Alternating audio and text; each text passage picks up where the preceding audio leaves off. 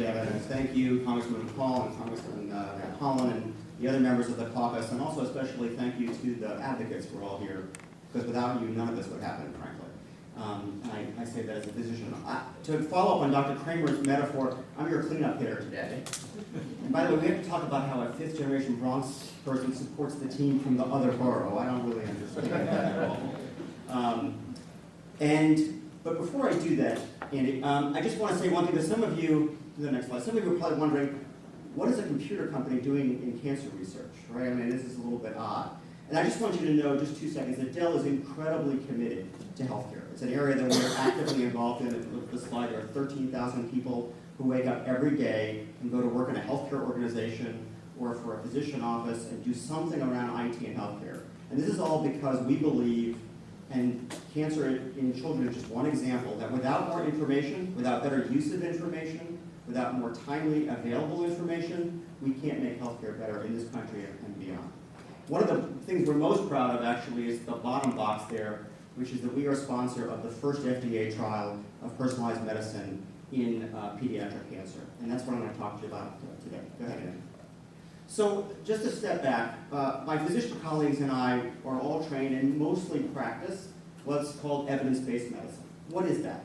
Evidence-based medicine basically comes from the idea of the randomized clinical trial. You take a whole bunch of people like you see here on the left, you divide them in half get one therapy, half get the other therapy, or a placebo. You see which one works better. The one that works better is what everybody gets going forward. And that's worked for us for millennia, right? We've been doing that way for a long time. But what if we could turn that model on its head next? Instead of having hundreds of people getting one of two therapies, how about if we could look at each person, or in this case, each child, and match them up for the right therapy out of hundreds of potential therapies that would just be relevant for them, right? Now, everyone else who's talked today is doing incredible work about developing future drugs, and it's a key part of the Creating Hope Act. Frankly, I personally and many members of my company walked these halls, buttonhole in Congress, but we didn't get to go on the floor, but I'm not as nice looking as Brianna, so nor as effective probably. But we really pushed the Creating Hope Act quite heavily, and we're very proud to do so. But that doesn't mean that we can't take advantage of the therapies that are already out there and maybe find ways to use those therapies for children with cancer today, right? Both parallel tracks are absolutely valuable. So go to the next slide, Andy. I don't need to tell you guys about this. This is why pediatric cancer, and specifically why neuroblastoma. I'm not going to go through that, but you know how difficult it is to treat this disease. So we partnered with an organization called TGen, or the Translational Genomics Institute in Phoenix. This came from the work that Congressman Rohrabacher talked about before, that $600 million, which actually turned into $1 billion ultimately, to do the first human genome sequencing. You can now do it for somewhere around a couple $1,000s. So in 10 years, we've had an incredible change in the price. The organization, Translational Genomics Institute, or TGen in Phoenix, does a lot of this work. They were leaders. They were part of the Human Genome Project, or many of their people were, and they are continuing to be leaders. And we partnered with them to see if we could figure out if we could use a child's genome, and more importantly, the child's tumor genome, to figure out which drug, out of all the other drugs that are out there that currently exist to treat other tumors, lung cancer, brain cancer, breast cancer, whatever, could possibly treat that individual child's neuroblastoma, right? So could we do that kind of matching based on looking at the genetic sequence of that kid's tumor, finding the abnormalities in that sequence, finding the mutations, the pathway abnormalities that match to known mechanisms of action of other cancer drugs. And that's what this trial is all about. The way it works, just hit one more, is the kid obviously has a biopsy, which is sent to Phoenix next. And then molecular profiling, which is a fancy way of saying whole genome sequencing is done. Now, when I say whole genome sequencing, it's important to understand. When you read about people having their genes tested for the BRCA gene, for example, for cancer, or the Tay-Sachs gene, or whatever, that's looking for one specific little area of the gene. What we do is look at all 3 billion base pairs, 3 billion pieces of genetic code, and try to examine all of that to look for mutations that we didn't know would be there, right? because every kid's cancer is slightly different, even though they may all have, quote, neuroblastoma, unquote. So the folks at TGen were doing this molecular profiling. The problem they were having is it was taking a really long time. Go to the next slide. Go one more. So it was taking 3 weeks to analyze each kid's DNA. Some of that was prep time and the sort of biology piece of it. 1 week of it was just computer time. It was just letting the computer run on the raw data that came out of the genetic sequence, run on those 3 billion base pairs, and try to figure out the answer.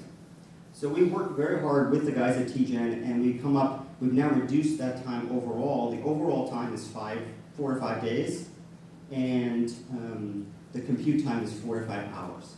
So from a week down to 4 to 5 hours. And how did we do that? We brought into activity some really high-speed supercomputers that could be applied to this cause. And this was part of the Dell donation, and a lot of Dell people, and a lot of Dell money, and a lot of Dell technology and IP that's been brought to bear on this specific thing. Now, I don't have to tell people in this room, clearly, that 5 days versus 3 weeks to get an answer about your kid's tumor is a big difference, right? We hope eventually to get it down to 3 days. I don't know if we can get it much shorter than that, but that's kind of the goal at this point. So this gives you a sense of where that goes. Next, Andy. Hit one more. So once you now have the answer, meaning you know what the genome says, now you have to figure out what's the right drug for this kid to get.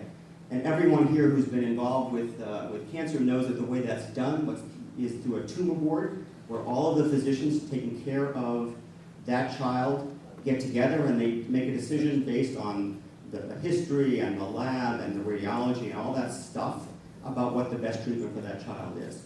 The problem we were having in this group was there are 16 centers around the country. This is, as you know, a rare disease, so that we had to bring a lot of organizations together to do the research.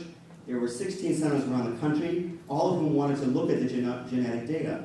Each kid's genetic data is about 3 terabytes worth of data. 3 terabytes, just to give you a sense, is much bigger than most of your computer's hard drives by a lot, right? So how were they sharing that data? They were actually taking a high-capacity hard drive, loading all the data on it, and they would FedEx it from center to center.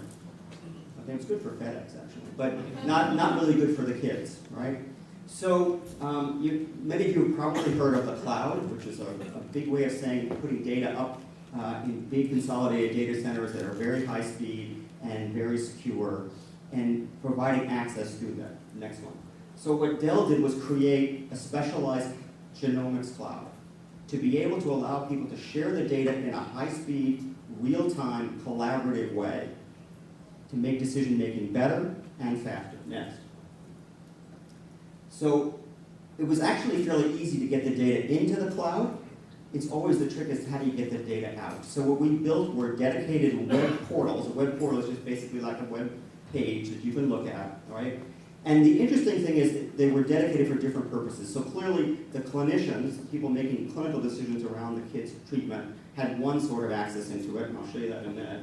We also built one for the scientists, pure basic scientists who were doing some of the kinds of work that was described earlier, where they just needed to look at the data, not because they were going to make a clinical decision, but because they wanted to understand what was going on with those tumors. And we actually built one also for the parents of the kids involved in the trial. And it also became a total social media support group, combination kind of thing, so the parents could really interact with each other, because they're scattered all over the country as well. And as the parents here know, communicating with your fellow parents can often be tough. It's you're not all getting together over coffee at Starbucks so easily, right? So we made a portal to help that as well. And this Kids Cloud is what we call it, has dramatically changed how kids are treated, how the tumor boards work together, because they can actually meet and share the data. Next, Andy. This gives you a little picture of what the cloud portal looks like. It's actually, you have the pathology and the radiology and the genomics all displayed at once, and all of the people in the 16 centers are on a combined conference call, all of whom are accessing the data at the same time, and they can actually then make much better decisions than they were making before.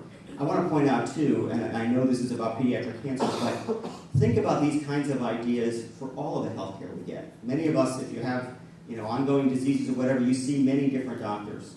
And how do they communicate? Maybe not so well sometimes. So this is a model, we hope, by which other diseases and other physicians will be able to work and better coordinate their activities to take care of their patients. So it's something that's actually, pediatric cancer is in a way leading the forefront in this area. Next. So, hit one more. And from this comes the personalized treatment that every kid gets. So it is a different treatment. Each kid is treated entirely separately. Next. So that's just sort of a summary of everything we've been able to do. Next. We have a very first group of about 15 kids who've been in this trial long enough that we can actually start to talk about it. This is an example of one of those kids. And this is from a nuclear medicine scan. You see on the left, all those bright white spots are the area of the tumor that's dramatically reduced 4 months later. Right now, I would say the statistics are about 60% of the kids have shown significant response, many of whom have complete response to their first therapy.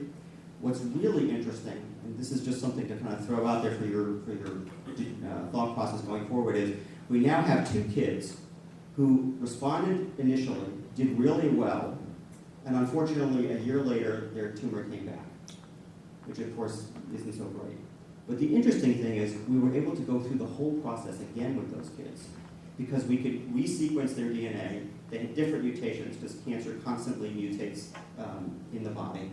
We were able to find new drugs to treat those kids with, and both kids have responded again. So think about the option of ongoing therapy for kids over a longer period of time, right? Think about cancer maybe one day, in some cases, becoming a chronic disease, just the way AIDS is today, right? I mean, when I trained back in the 80s, we saw a lot of patients with AIDS, all of them died, right? Every one of them.